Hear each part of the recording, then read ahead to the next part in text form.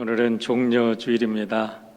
종려주일은 우리 예수님께서 3년 동안 공생의 Public Life, 우리 예수님께서 30년은 그냥 일반 몫으로 이렇게 사셨어요. 그리고서 3년 동안은 Public Life라고 그래서 이제 세상에 복음을 증가하고 또 이 땅에 오신 목적을 이루시기 위해서 사신 생애를 우리가 공생이라고 하는데, 그 공생의 마지막 주간에 예수님께서 예루살렘에 들어가십니다. 어린 당나귀를 타고 들어가시는데, 그때의 갈릴리와 예루살렘에서 따라온 모든 사람들이 종려나무 가지를 들고 호산나 다윗의 자손이여 우리를 구원하소서 하고 찬양을 했기 때문에 우리는 오늘을 종려주일 팜 선데이, 팜트리 가지를 가지고 예수님을 찬양했다 그래서 우리가 그거를 기념해서 팜 선데이 종려주일을 지킵니다. 우리 종려주일을 시작으로 해서 오늘부터 이제 한 주간은 순환주간이 되는데, 이 순환주간은 예수님께서 우리의 죄를 지시고 순환 당하시고 고난 당하시고 죽으셨다가 부활하신 것을 기념해서 우리가 순환주간이라고 얘기를 합니다. 이 순환주간에는 우리 예수님이 마지막 제자들과 함께 최후의 만찬을 목요일 날 저녁에 드시죠. 그래도 우리 교회는 지난 7년 동안 계속해서 최후의 만찬을 한번 그대로 실천해보자. 그래서 우리가 6월절 만찬 기념 예배를 드립니다. 워머라운지에서 우리가 식사를 하면서 예배를 드리니까 여러분 많이 오셔서 함께 6월절 만찬도 함께 드시면서 예수님의 고난을 기념할 수 있기를 바랍니다.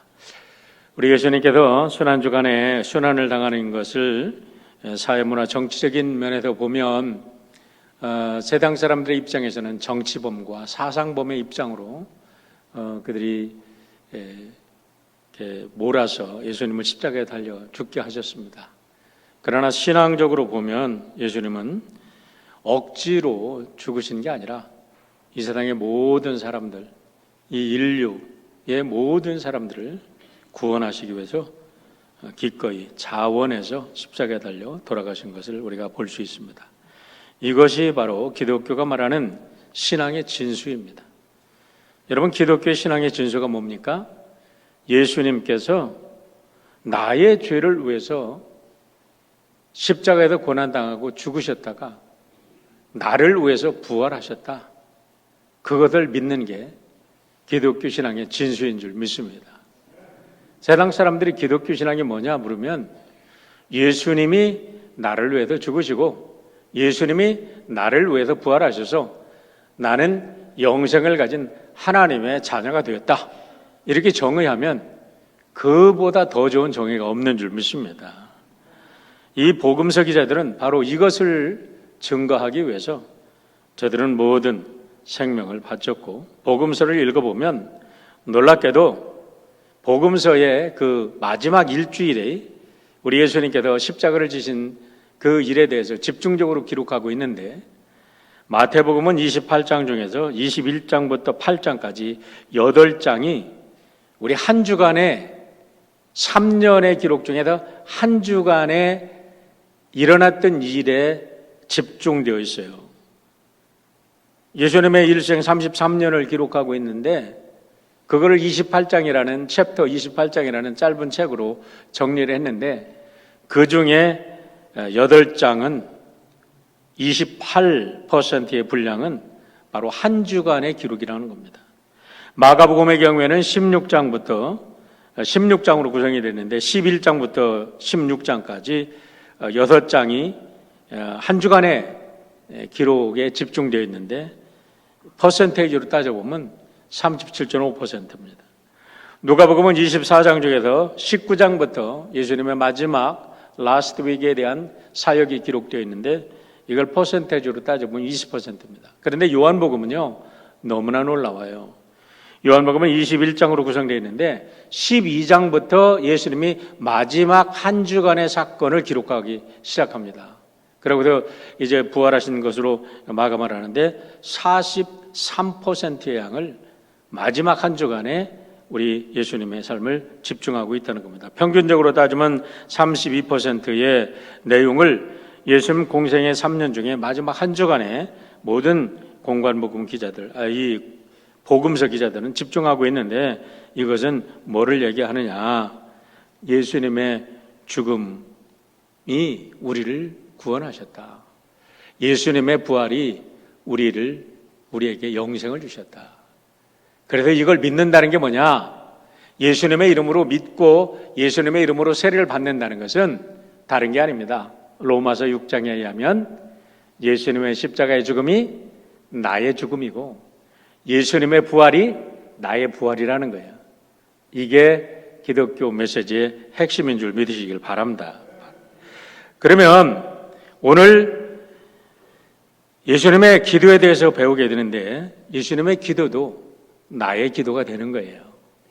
예수님의 죽음이 나의 죽음, 예수님의 부활이 내 부활이라면 예수님의 기도도 나의 기도가 될 줄 믿습니다. 오늘 그 내용은 겟세마네, 예수님께서 감람산에 가셔서 겟세마네 동산에서 마지막 기도하신 내용인데, 감람산은 해발 841m의 많은 석회암 봉우리로 구성된 산이라고 이야기를 합니다. 그 중에 한 자락에 한편에 있는 동산이 겟세마네 동산인데, 이 겟세마네 동산이 아마도 마가의 어머니 마리아의 소유였을 것이다 라고 추측하는 신학자들도 있습니다. 그런데 누가복음 22장 39절로 40절에 보면 예수님께서 이 마지막 기도를 습관을 따라 기도하셨다라고 이야기를 합니다. 물론 습관을 따라서 감람산에 매일 가셨다는 말로 해석할 수도 있겠지만, 우리 공관복음에 보면 예수님께서 공생애 동안에 예루살렘에 방문한 것은 1회밖에 되지 않습니다. 마지막 이 순간에. 그렇기 때문에 습관을 따라 기도하셨다는 말은 예수님께서 늘상 기도하시는 습관을 따라서 그날도 감람산에 가셨다라고 해석을 하는 것이 옳을 것입니다. 어쨌든 예수님께서는 이 마지막 이 감람산에서 기도를 하시고 십자가에 달려 죽으시고 이제 부활 성천을 하실 때 40일 동안 부활하신 후에 제자들과 만나서 40일 동안 생활하시고 성천을 하실 때도 감람산에서 예수님이 성천을 하셨다는 사실이 사도행전 1장 11절에 나옵니다. 그렇기 때문에 이 감람산은 기독교인들에게 특별히 성스러운 장소고 유대교에서도 성스러운 장소로 인정하고 있는 곳입니다. 그런데 겟세마네라는 것은 그 뜻이 뭐냐면 기름을 짜다 혹은 기름 틀리다라는 뜻을 가지고 있습니다. 그런데 이 겟세마네라는 이름이 우리 예수님께서 왜 거기에 가서 기도를 하셨는가? 이미 성경에 너무나 신비한 섭리가 들어있는데, 예수님께서 그곳에서 모든 진액을 쏟아부으면서 열심히 기도하셨는데, 얼마나 열심히 기도하셨는지 사람 몸속에 들어있는 체액 중에 최고로 귀한 체액이 세 가지가 있다 그래요. 눈물과 땀과 피라 그러는데, 우리 예수님께서 그 모든 것을 다 쏟으시면서 기도하셨다는 것을 누가복음에서 이렇게 기록하고 있습니다. 누가복음 22장 43절로 44절인데요. 천사가 하늘로부터 예수께 나타나 힘을 더하더라. 예수님께서 마지막 기도하시는데 천사도 도우셨어요. 그의 기도를. 그런데 얼마나 열심히 기도하셨는지 예수님께서 힘쓰고 애써, 우리가 애간장이 녹는다 그러잖아요. 애간장이라면 창자가 끊어진다는 소리입니다. 창자가 녹아질 정도로 그렇게 간절히 기도하시니까 땀이 땅에 떨어지는 핏방울같이 되었더라라고 얘기합니다. 여러분, 그냥 우리가 더워서 흘리는 땀 이런 거 그냥 주룩주룩 그냥 흘립니다. 물론 소금기가 있어 약간 찐덕거리지만, 그런데 너무나 그냥 진액이 쏟아지는 땀은 그색에 보이지 않지만 피까지도 섞여서 나올 수도 있다는 거예요. 그래서 그 땀이 찐덕찐덕한 피처럼 뚝뚝 땅에서 떨어질 정도로 예수님께서 그렇게 애를 써서 기도하셨다는 겁니다. 기름을 짜듯이. 제가 어렸을 적에 시골에 살 때 우리 동네에 기름 짜는 집이 있었습니다. 가끔 깨 농사를 지면 이제 깨를 가지고 기름을 짜러 갑니다. 그러면은 깨를 볶죠. 그 다음에 이 아주 그 투박한 사무로 만든 아주 질긴 그 자루에다가 넣습니다. 그런데 그 기계를 보니까 기름을 짜는 기계는요 쇠덩어리로 돼 있어요. 여기에 이제 쭉 그렇게 스크루가 돼 있어도 그래서 쭉 돌리면 쇠덩어리가 쭉 올라갑니다. 그러고서 그 밑에다가 자루를 놓고 이제 그거를 조인 다음에 지렛대를 이용해서 이걸 돌리기 시작합니다. 주인이 이걸 아주 쫙 돌리면은 아주 그냥 최대한으로 돌릴 수 있는 만큼 최대한으로 압력을 강합니다. 그러면 그 쇳덩이에 눌려가지고 자루에서 이제 기름이 막 쏟아져 나오기 시작해요. 그럼 이렇게 된 그릇에 한쪽으로 기름이 다 쏟아질 때까지 끝까지 이렇게 돌리는 거예요. 그러고 나서 보면 그 자루 안에 들어있는 게 깻묵이에요, 깻묵. 그래서 우리가 깻묵을 갖다가 이제 먹기도 하고 깻묵을 가지고 고기 낚시도 하고 뭐 여러 가지 사용하기도 했는데요. 예수님이 얼마나 애쓰고 기도하셨는지 그렇게 기름틀 속에 들어가서 그냥 짜듯이 그렇게 짜이듯이 기도를 하셨다는 겁니다. 이것은 왜 그렇게 하셨을까? 그만큼 예수님께서 인류를 죽음의 세력에 모아놓은 사탄과의 마지막 전쟁을 치열하게 하시는 겁니다. 예수님께서 여러분과 저를 죄에서 구원하시기 위해서 그 사탄 마귀와 싸우기 위해서 그렇게 치열한 진액을 다 쏟아내는 그런 싸움을 하시고 예수님께서 영적 싸움에서 승리하신 줄 믿습니다. 오늘 본문에서 우리는 예수님께서 우리에게 마지막으로 가르쳐 주신 기도의 진정한 가치와 능력을 배우게 됩니다. 예수님의 공생애를 한마디로 정리할 때 많은 사람들이 예수님의 사역을 preaching, teaching, healing으로 가르칩니다. 그런데 teaching, preaching, healing 이 세 가지만 있는 게 아니라 이 teaching, preaching, healing이 힐링 되게 하시고 preaching 되게 하시고 teaching 되게 하신 그 근본에는 뭐가 있냐면 praying이 있다는 거예요. 기도가 있다는 거예요. 기도 사역이 있다는 거예요. 그런데 왜 이 세 가지 사역으로 우리가 얘기합니까? 이거는 이 세 가지를 떠받치고 있는 주춧돌이 기도였다는 거예요. 기도 사역이 없이 예수님의 가르침은 가르침이 될 수 없었고 기도 사역이 없이 예수님의 proclamation, 선포는 선포될 수 없었고 예수님의 기도 사역이 없이 힐링 사역은 일어날 수가 없었다는 겁니다.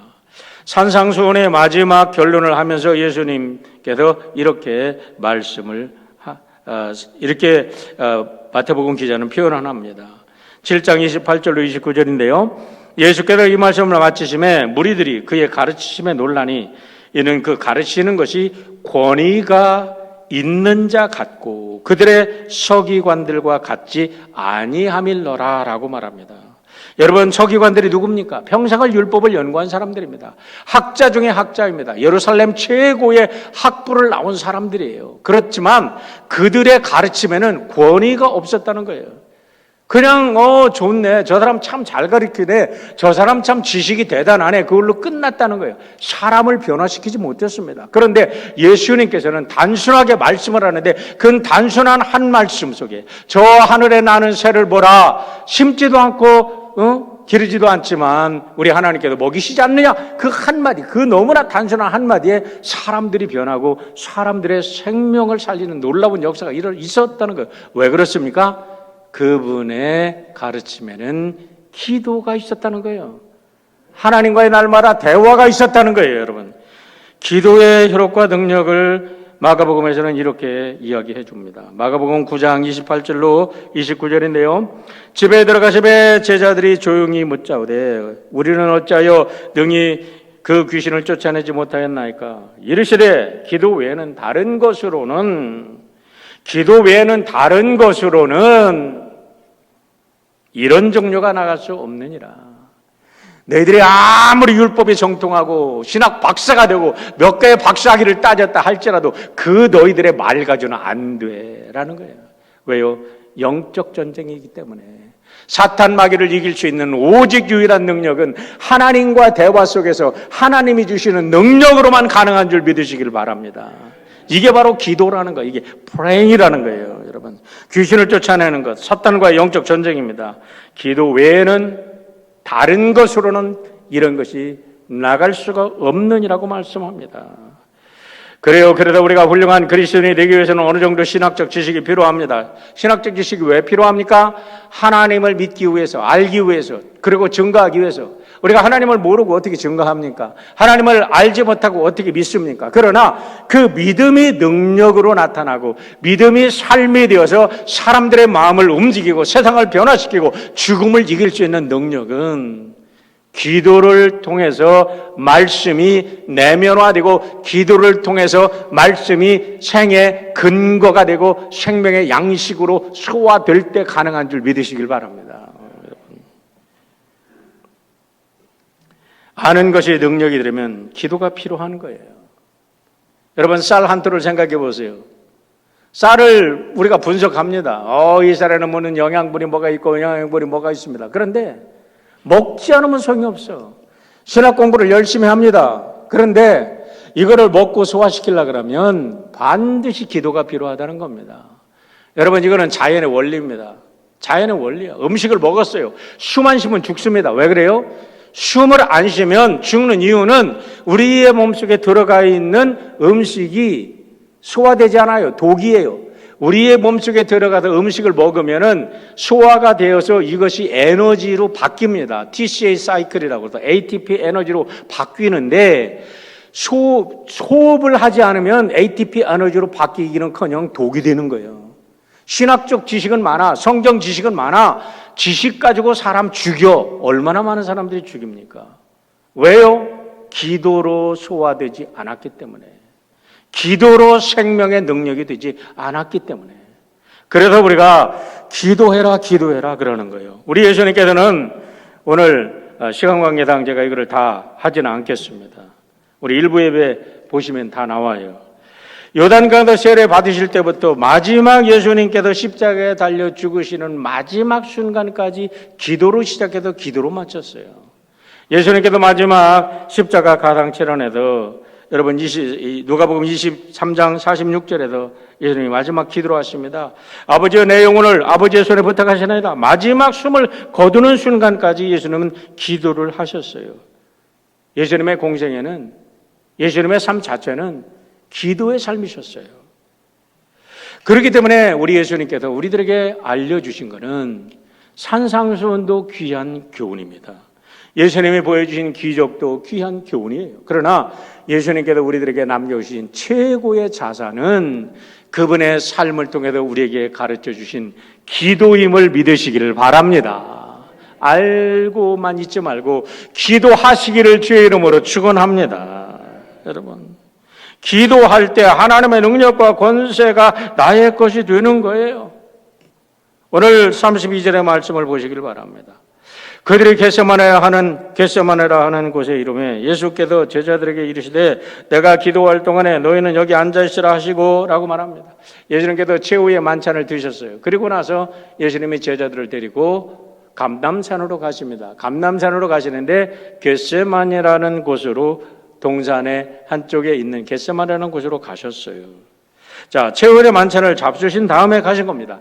최후 만찬이 끝난 다음에 유다는 예수님을 팔아먹으려고 제사장에로 갔고 예수님은 11 제자를 데리고 감람산으로 가셔서 겟세마네 동산으로 가셨습니다. 거기서 들어서시자 예수님께서는 8 제자를 한 곳에 머물게 하고 너희들은 여기서 좀 기다려라 그렇게 하신 다음에 세 제자를 데리고 좀 더 깊은 곳으로 가셔서 이제 세 제자조차 그들에게 여기에 있으라, 그리고 머물러 있으라, 깨어 있으라, 내가 지금 고민하여 죽게 되었다라고 말씀하시면서 거기다 놔두시고 조금 더 돌을 던질 만큼 떨어졌다 그랬어요. 거기 가셔서 예수님이 기도하기 시작합니다. 오늘 33절부터 34절의 말씀 보시길 바랍니다. 베드로와 야고보와 요한을 데리고 가실 때 심히 놀라시며 슬퍼하사 말씀하시되 내 마음이 심히 고민하여 죽게 되었으니 너희는 여기 머물러 깨어있으라 하시고. 여러분, 여기서 우리는 한 가지 의아스러운 것을 발견하게 됩니다. 무엇입니까? 예수님은 제자들에게 끝없이 나는 부활이요 생명이요 나를 믿는 자는 살아서 나를 믿는 자는 영원히 살 것이요 죽어서 믿는 자도 나를 믿으면 살 것이다 이렇게 얘기를 하셨어요. 그리고 나는 생명의 떡이다 이렇게 수없이 얘기를 하셨는데 어떻게 예수님께서 이 마지막 겟세마네 동산에 들어가실 때 놀라시고 슬퍼했을 뿐만 아니라 죽음 앞에서 공포를 느끼고 고민하셨다고 고백을 하시는 걸까? 도대체 이해가 되지 않는 것입니다. 여러분, 예수님은 분명 죽음을 정복하시고 정복하신 능력의 하나님의 아들입니다. 수많은 기적을 베푸셨습니다. 자연 만물을 통치하시는 분입니다. 그런데 죽음을 이기시고 정복하신 하나님 아들께서 죽음에 눌리시고 죽음을 두려워하시고 죽음에 불안해하시고 죽음 때문에 고민해 죽게 되었다는 것을 어떻게 우리가 이해할 수 있습니까? 우리가 이 본문을 이해하려면요, 과학적 지식이 아닌 신학적 지식을 먼저 우리가 전제 조건을 받아들여야 이 본문을 이해할 수가 있습니다. 그것은 뭐냐면 예수님은 100% 신이고 100% 인간이라는 신학적 전제 조건을 받아들여야만 이해할 수 있는 내용입니다.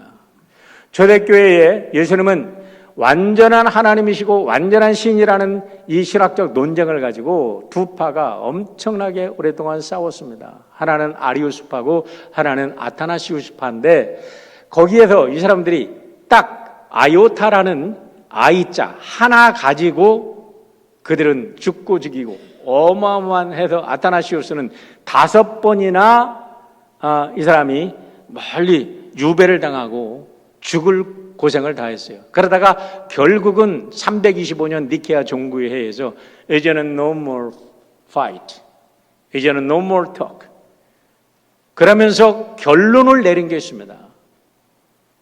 이 신학적 결론은 논쟁으로는 해결될 수 없어. 이거는 믿음으로밖에는 해결할 수 없다. 이제는 이것을 믿지 않는 것은 정통 기독교인이 아니고 이단이다 하고 선언한 우리 믿음의 선진들이 만드는 믿음의 전제 조건이 있습니다.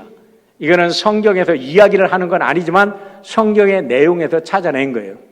그게 뭐냐면 호모이우시아. 호모이우시아는 유사 본질이에요. 아리우스파가 주장한 거예요. 예수님은 하나님과 비슷하지만 하나님은 아니시다. 근데 이 아타나우시우스라는 사람은 뭐를 주장했냐면 호모우시오스 동일 본질이다. 예수님은 하나님과 본체시고 본질은 하나시다 라고 주장을 하신 거예요. 그래가지고 결국은 아타나시우스가 그렇게 핍박을 당했지만 결국은 아타나시우스가 승리하고 325년 느키아 종교에서 이제 기독교는 100% 하나님, 100% 신인 하나님을 믿는다. 예수님을 믿는다. No more talk. 이게 이야기를 했습니다. 그러면 어떻게 이들은 하나님을, 예수님을 100% 신이라고 했을까요? 여러분, 이 문제를 여러분들이 오늘 말씀을 통해서 클리어 하시길 바랍니다. 이 문제 해결하지 않으면 여러분 기독교인이 될 수가 없어요. 이 문제 해결하지 않으면 여러분 믿음을 가질 수가 없어요. 여러분의 믿음은 가짜 믿음이고 여러분의 믿음은 뭔가가 이게 이단적인 요소가 있는 짝퉁 믿음이에요. 그게 뭐냐? 예수님이 신이라는 것은 예수님이 죽은 자를 살리시고 예수님이 문둥병자를 말씀으로 고치시고 예수님이 자연 만물을 다스리고 예수님이 바다를 걸으시고 예수님이 풍랑을 잔잔케 하시고 예수님이 일으키신 모든 기적은 인간으로서는 할 수 없는 하나님만이 할 수 있는 기적이었고 예수님 자신이 나는 하나님의 아들이라 하나님을 아버지라고 그분이 칭하셨기 때문에 우리는 그분은 하나님, 예수님은 신이라고 믿는 거예요. 그런데 어떻게 예수님이 또 인간이라고 하느냐? 복음서에 보면 예수님은 똑같이 제자들과 함께 먹을 때 먹어야 되고 쉴 때 쉬어야 되고 잘 때 자야 되고 인간과 똑같은 희노애락과 아픔을 거치고 인간의 모든 아픔을 똑같이 경험하시는 그 분이었기 때문에 인간의 모습도 그분에게 있는 거죠. 그래서 그리스의 신학, 그리스의 철학을 가진 사람들은 야 저것들 말이야 그리스 신학에서 나오는 반신반의입니다. 이런 헬라에 대한 무슨 신화를 가지고 기독교의 교리를 만들었다 이렇게 비난을 하지만 그렇지 않습니다, 여러분. 우리 예수님은 성경에서 보니까 예수님의 삶을 보니까 그분은 참 신이요 참 하나님이셨다는 거예요. 믿으면 아멘 하시고 믿지 않으면 노멘 하세요. 왜냐하면 이 근본적인 문제를 해결하지 않고서는 오늘 본문을 해결할 길이 없는 거예요. 자, 히브리서 4장 15절 말씀을 보시길 바랍니다. 우리에게 있는 대제사장은 우리의 연약함을 채울하지 아니하는 자가 아니요 모든 일에 우리와 한결같이 시험을 받은 자로 되 죄는 없으시니라. 이 단단한 한 귀절의 말씀이 여러분 기독교 신앙에 너무너무나 중요한 이야기를 하고 있습니다. 뭡니까? 예수님은 우리를 구원하기 위해서, 인간을 구원하기 위해서 인간의 몸을 입고 똑같이 오셔서 인간의 고통을 체휼하신 분이라는 거예요. 몸으로 직접 컴패션 하신 분이라는 거예요. 패션이라는 말은 여러분 순환이라는 말이에요. 컴이라는 말은 함께라는 말이에요. 그래서 컴패션 하면은 동정하다라는 말인데 그냥 아이고 불쌍하네 라는 정도의 동정이 아니에요. 컴패션. 예수님이 우리를 컴패션 하신 것은 우리의 아픔을 심장으로 느끼시고 우리의 아픔을 피로 느끼시고 살로 느끼시고 뼛속으로 느끼신 그분. 그래서 우리의 죄악을 용서하시기 위해서 그분이 친히 우리와 같은 몸으로 십자가에 달려 죽으셨다는 거예요. 그렇지만 한 가지 조건이 있어요. 예수님은 죄는 없으시니라. 죄는 없으시니라. 여기에 여러분 예수님이 메시아가 된 모든 조건이 다 나와 있습니다. 자, 인간을 구원할 때 두 가지 조건이 분명해야 됩니다. 인간을 구원하려면 인간이어야 합니다.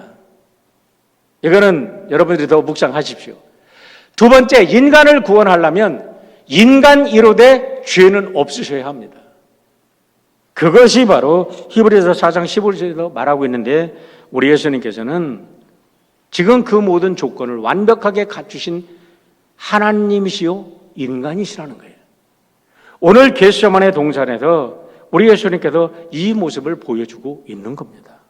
자, 겟세마네 동산에 오시기 전에 예수님께서 뭐 하셨다고요? 최후의 만찬을 드셨어요. 최후의 만찬을 드실 때까지 예수님께서는 죽음의 공포와는 전혀 관계없이 죽음을 이미 정복하신 왕처럼 행동하셨어요. 이제 나는 제사장들에 의해서 죽는다. 자, 이제 이 떡을 받아 먹어라. 이거는 내 살이다. 자, 이 컵을 마셔라. 이건 내가 너희들을 위해서 흘리는 피니라.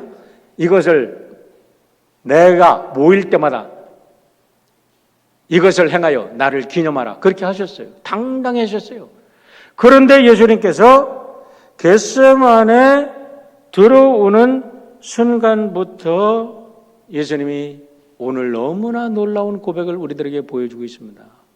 내가 죽게 되었다. 고민하게 되었다. 내가 놀랍다. 내가 정말 불안하구나. 이런 얘기를 어떻게 하실 수 있습니까?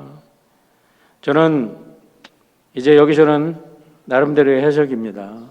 이거를 믿든 말든 그거는 각자들의 선택이에요. 자, 이거를 묵상해 볼 때 우리 예수님께서는 평생을 하나님의 임재와 하나님의 아들로 하나님의 임재와 동행하신 분이에요.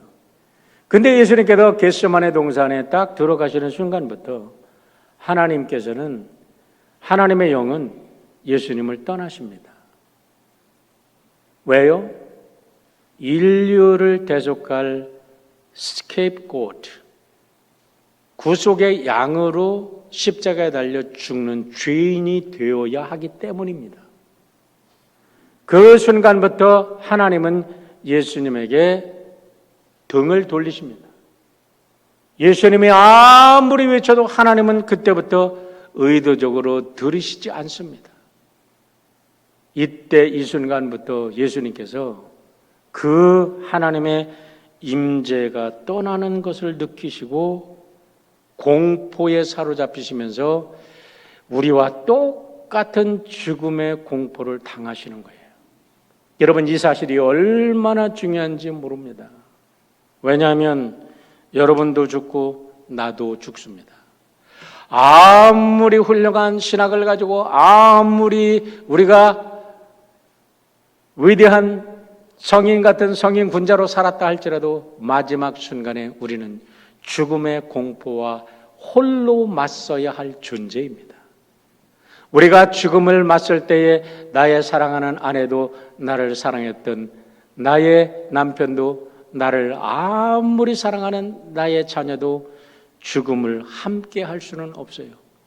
그 죽음 앞에 홀로 서서 내가 그 죽음의 불리함과 분리됨과 죽음의 고독을 혼자 경험하고 넘어가야 됩니다. 우리 예수님께서는 인간이 되셨다는 것은 모든 세상의 인간들이 맞아야 될 죽음을 지금 모본이 되어서 맞고 계신 거예요, 여러분. 나는 죽음에 대해서 두려워 안 해. 지금은 그럴지 모르지만 마지막 순간에 여러분이 알지도 못하게 여러분이 감기를 들고 싶어도 드나요? 감기를 들고 싶어도 드는 게 아니에요. 갑자기 바이러스가 여러분의 몸에 탁 침입하면 감기가 들 수밖에 없는 거예요. 마찬가지로 죽음의 공포가 여러분을 콱 사로잡는 순간에 이게 뭐야? 이게 뭐지? 하나님 어디 계시지? 하나님, 이 죽음의 공포를 나에게서 떠나게 해주세요 해도 소용이 없어요. 이제는 죽음을, 그 공포 속에서 죽음을 맞이해야 돼요. 누가? 나 홀로. 이때에 우리가 잘못 생각하면, 야, 내가 이때까지 하나님 믿었던 거 다 허사였구나, 거짓말이었구나, 원망과 후회와 배신감에 사로잡혀서 마지막 순간에 이 공포를 이기지 못하고 믿음을 버릴 수도 있다는 사실을 여러분, 분명히 우리가 현실을 기억하고 죽음 앞에 설 수 있는 사람들이 되어야 됩니다. 하나님도 함께하지 않으세요. 그 순간에는 하나님도 함께해주지 않으셔. 잘 들으시길 바랍니다. 이 순간에 우리 예수님께서 죽음을 지금 보여주고 계신 거예요. 우리가 죽는 순간에는 예수님도 하나님도 우리와 함께해주지 않으신다고. 그 죽음을 나 홀로 만나야 돼. 내가 하나님을 얼마나 사랑했는데 나 이 순간에 나를 구원하지 않습니까? 아무리 하소연을 해도 공포로부터 자유할 수 있는 사람은 아무도 없어요. 왜냐하면 예수님께서 아세살 양으로 버려졌기 때문에 그렇습니다. 하나님께 버려졌기 때문에. 다시 말하면 오늘 이 순간에 예수님은 이 세상의 모든 사람들이 가는 죽음의 그 버림을 당하신 거예요. 하나님이신데 완전한 인간으로서 버림을 당하시고 죽음의 공포를 맛보신 겁니다. 인간의 철저한 실존 속으로 하나님이 들어오신 거예요. 그런데 그 다음이 중요합니다. 주님은 거기서 끝나지를 않았다는 거예요. 35절의 말씀을 보세요. 조금 나가다 땅에 엎드려 될 수 있는 대로 이때가 자기에게도 지나가기를 구하여 이르시되 아빠, 아버지요, 아버지께서는 모든 것이 가능하오니 이 잔을 내게서 옮기시옵소서. 여러분, 제자들도 이제는 다 자기와 함께 하는 것을 함께 할 수 없다는 걸 주님이 아십니다. 하나님도 등을 돌렸어요. 그런데 그 순간에도조차 주님은 아빠라고 부르시는 거예요. 아바 호 파테르, 아바오 파테르, 아빠라고 부르시는 거예요. 여기서 세 가지 굉장히 중요한 사실이 나오는데, 여러분, 하나님으로부터 버림을 당하는 순간에 예수님은 아빠라고 부르셨다는 거예요. 이 아빠라는 이 부름 속에는요, 아버지를 향하는 가장 친근한 말인 동시에 인간이 극한 마지막 위기에 처했을 때 나오는 원초적인 고백이 아빠라는 고백이에요. 예수님께서 기도하실 때에 땀이 핏방울처럼 나왔다고 하는데, 이 장면을 생각해 보면 예수님께서 아빠! 너무나 큰 죽음의 공포 속에서 아빠라고 부르짖는 거예요. 엊그저께 우리 권사님 병원 신방을 했습니다. 참 가슴이 너무 아팠어요. 그렇게 청명하는 권사님께서 못 알아보세요. 따님이 엄마 알아보겠어요? 누구신지 알겠어요? 목사님이세요? 그랬더니 내 아들이요? 그러세요. 아니 목사님이시라고요. 그러니까 목사님 아시죠? 그러니까 고개를 끄덕끄덕 하시는데 내가 볼 때는 모르시는 것 같아. 눈동자에는 모르겠다라는 표현이 역력하게 들어있어요. 너무나 고통스러운 그 순간에 어머니, 권사님께서 어머니 그러시더라고. 그런데 제가 이 말씀을 묵상하고 있는 가운데 예수님께서 아빠라고 부르짖는 그 부르짖음과 저는 아이덴티파이가 되는 거예요. 여러분이 우리 인간의 마지막 고통 속에 누구를 불러요? 우리는 우리의 생명의 근원인 엄마를 불러요. 아빠를 불러요. 우리 예수님께서 이 죽음의 분리와 이 고독 속에서 아빠라고 부르짖을 때 너무나 그 간절함과 그 애간장이 끊어지는 것 같은 그 부르짖음 속에서 모든 진액이 쏟아져 나와서 핏물처럼 뚝뚝 떨어지지 않았나, 이런 생각을 해보게 됩니다. 여기서 놀라운 것을 우리가 발견하게 되는데요, 구약의 그 위대한 기라성 같은 믿음의 위인들이 있습니다. 아브라함도 있고 모세도 있고 다윗도 있고 다니엘도 있고 느헤미야도 있고 모든 사람들이 기도의 사람들이었어요. 그러나 그 어느 하나도 하나님을 아버지라고 부른 사람은 아무도 없어요. 아무도 없어요.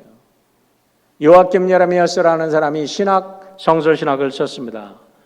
제가 대학원 다닐 때 처음에 들어가서 신학을 전공하면서 이 사람의 책을 읽으면서 공부를 했는데, 이 사람이 이런 얘기를 합니다. 예수님 당시까지 예수님 외에는 아무도 하나님을 아버지라고 부른 사람이 없고 하나님을 아버지라고 부르도록 가르치거나 교육한 사람은 없었다는 거예요. 여러분, 구약에 누가 하나님을 아버지라고 불렀습니까? 아무도 부르지 않았어요. 그런데 우리 예수님은 그 마지막 순간에 아빠, 하나님을 아빠라고 부르신 거예요. 이게 모든 세상의 종교와 기독교의 차이를 말해주고 있음을 믿으시길 바랍니다. 우리는 천지 만물을 지으신 하나님을 아빠라고 부르는 거예요. 이 종교예요. 우리 예수님께서 그렇게 우리를 부르도록 자격을 주셨어요.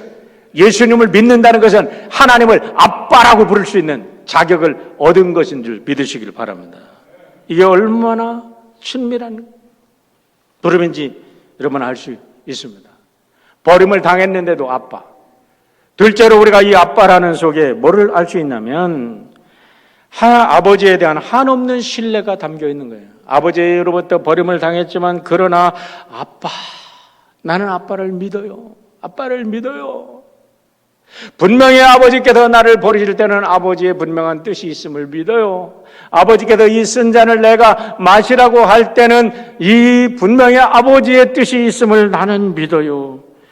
그래서 아버지, 내 뜻대로 하지 마시고 아버지의 뜻대로 할 수 있는 힘을 주셔서 내 이 쓴 잔을 먹게 받게 해주세요라는 고백을 예수님이 하고 계신 거예요. 36절 하반절을 보세요. 그러나 나의 원대로 마옵시고 아버지의 원대로 하옵소서. 여러분, 예수 그리스도께서는 아버지의 뜻을 하셨어요. 아버지를 아빠라고 부르시는 그 신실한 신뢰 속에서 우리 예수님께서 죽음을 받아들이심으로 죽음을 극복하시는 놀라운 은총을 여기서 보여주고 있는 줄 믿습니다. 스위스의 정신분석학자 칼 융은 말합니다. 고통은 극복되어야 되는데 그 고통을 기꺼이 짊어질 때 우리는 그 고통을 극복할 수 있다. 우리는 이 진리를 십자가를 지신 예수에게서 배운다라고 이야기를 했어요. 심리학자입니다. 세계적인 심리학자예요. 3대 심리학자 중에 한 사람이 이런 고백을 했다는 거예요. 뭐라고요? 고통은 극복돼야 되는데 그 고통은 짊어질 때만 극복할 수 있다. 그런데 예수에게도 우리는 그걸 배운다. 뭐래요? 죽음의 고통을 받아들인 겁니다. 히브리서 10장 19절에서 20절에서 이렇게 히브리서 기자는 고백합니다. 그러므로 형제들아 우리가 예수의 피를 힘입어 성소에 들어갈 담력을 얻었나니 그 길은 우리를 위하여 휘장 가운데 열어놓으신 새로운 살 길이요 휘장은 곧 그의 육체니라 라고 말합니다. 여러분 보세요. 예수님의 죽음 전에, 예수님의 죽음과 부활 전에는 죽음은 공포 그 자체였습니다. 그런데 예수님께서 죽음을 받아들였습니다. 십자가 위에서. 그리고 부활하신 후에 죽음은 영생의 문으로 연결되는 새로운 삶이 열린 줄 믿으시길 바랍니다. 그래도 우리는 예수님의 죽음과 부활이 믿을 때 우리는 죽음을 초월해서 영원한 영생의 삶으로 들어가는 줄 믿으시기를 바랍니다. 보세요. 예수님의 십자가의 죽음, 이 죽음을 받아들이는 것은요, 이 세상에서의 탯줄을 끊어버리는 거예요. 죄악의 삶에서 어린아이가 어머니 뱃속에서 나올 때 탯줄을 끊어야 살잖아요. 우리가 예수님의 그 죽음을 통해서 배울 수 있는 것은 예수님이 세상에 이 죽음을 받아들임으로 하나님으로부터 버림을 당하는 이 죽음까지도 받아들임으로 세상의 죄악의 탯줄을 끊어버리고 영생의 길로, 새로운 탄생의 길로 영원한 길을 열어놓으신 줄 믿습니다. 예수님은 이것을 3번 반복하셨어요. 왜요? 하나님의 숫자이기 때문에. 이 진리는 너무나 완벽한 진리이기 때문에 더 이상 이 진리는 이 진리 이상도 없고 이 진리 이하도 없기 때문에. 다시 말하면 우리 예수님의 십자가의 고난과 예수님의 부활은 이 세상을 통째로 바꾸는 영원한 역사의 우주의 만고의 진리인 줄 믿기를 바랍니다. 세 번째, 여기서 우리 예수님께서 말씀하시는 말씀은 뭐냐? 이 부활의 영광, 이 부활의 이 놀라운 영생의 삶에 참여하려면 시험에 들지 않게 깨어 있으라는 겁니다. 여러분, 날마다 깨어 있지 않는 사람이 참 너무 많아요. 세상 노는 거는 너무 잘 놀아요. 그런데 1시간 예배 드리는데 와서는 그냥 딴 생각만 해. 하나님께 예배 드리는, 정말 살아계신 하나님께 예배를 드리는 건지 아닌지 모르겠어요. 깨어서 기도하지 않으면 시험에 들어간다는 거예요. 38절 보세요. 시험에 들지 않게 깨어 기도하라. 마음에는 원효라도 육신이 약하도다. 이것을 예수님께서 3번 반복하십니다. 여러분, 우리가 정말 시험에 들지 않게, 그리고 늘 그 예수의 생명이 나의 생명이 되려고 하면 우리의 삶이 기도가 되어야 될 줄 믿습니다. 베네딕토 수도사가 얘기했듯이 삶이 기도고 기도가 삶이에요. 나는 이 말이 너무 좋아. 제가 황지 예수원을 방문했다가 도리 신부님 지난번에 얘기했는데, 도리 신부님 예수원을 방문했다가 새벽에 새벽 기도를 하는데 정말 그 장면이 지금도 잊혀지질 않아요. 산에 그냥 너무나 그 사모님이 예술가예요. 그래서 멋진 그 예배당을 만들어놨어요. 산비탈을 깎아가지고. 근데 거기에 기도는 노동이요, 노동은 기도라는 글자가 탁 박혀 있는 거예요. 그 말씀이 너무너무 좋아가지고 그 말씀을 그 후부터 제 책상 위에 항상 적어놓고도 삶을 살다가 신학 공부를 하다가 보니까 이게 베네딕트 소도사의 말이라는 걸 그때 내가 깨달았어요. 오늘 겟세마네 기도가 여러분의 기도가 되시기를 축원합니다.